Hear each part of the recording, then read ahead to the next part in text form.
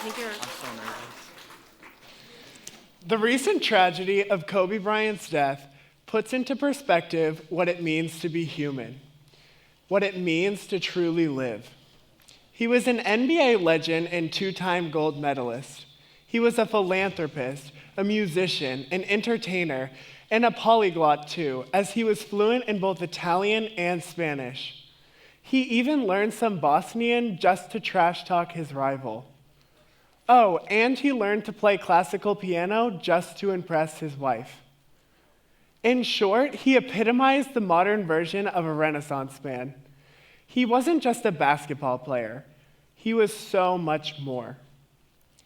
As we reflect upon a man who touched the lives of so many while simultaneously living his own to the fullest, we can all take something of value. That to live life fully, one must experience life fully. And that's why I would argue that the concept of the Renaissance man is relevant in the modern world. There's too much emphasis today on being great at one thing, on specializing early, on not bothering with studying the liberal arts or doing crossover sports. The danger of specializing at an early age is burnout. And I know this from experience. At 6 years old, I remember going to the YMCA with my dad. As a former swimmer himself, he wanted to teach me some basics. I always had a love for the water as I had grown up living right on the beach. As a result, I fell in love with swimming almost immediately. After going for a few weeks with my dad, I was offered a spot on the team, and I took it. We practiced 4 days a week with meets on the weekends, and it quickly became apparent that this was going to be a heavy time commitment. I began to improve and soon became one of the best swimmers on my team. By the time I was 8, I was the fastest breaststroker in New England from my age group.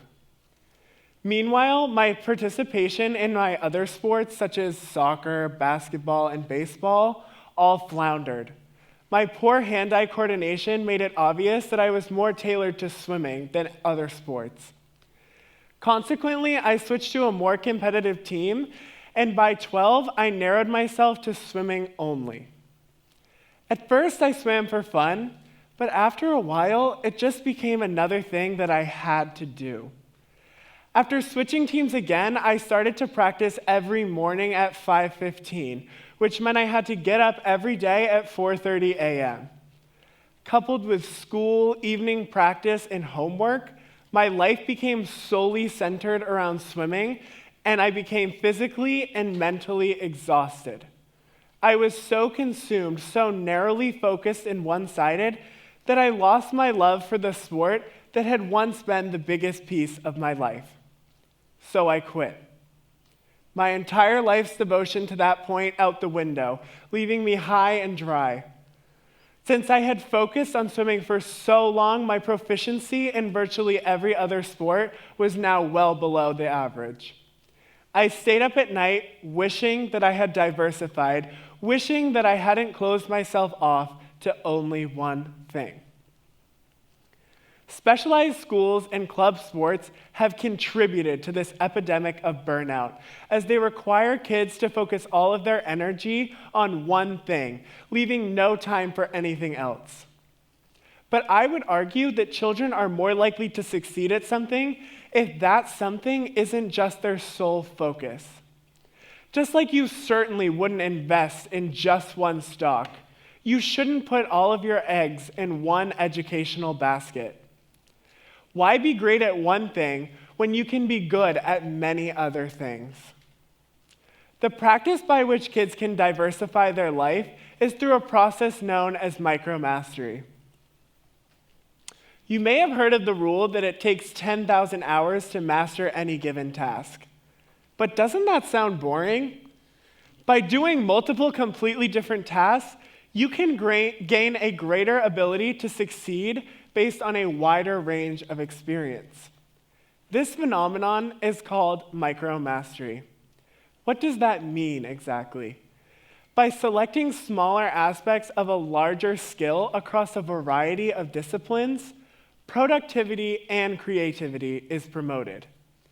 It takes out the need to look at the final product of an undertaking and makes the practice more focused on building blocks. There's ample research that shows how the most successful people within very specialized careers actually focus on elements of micromastery. One study found that Nobel Prize winners are at least 17 times more likely to be an artist, 25 times more likely to be writers of poetry or fiction, and 22 times more likely to be performers such as actors, dancers, or magicians. Think about that for a minute.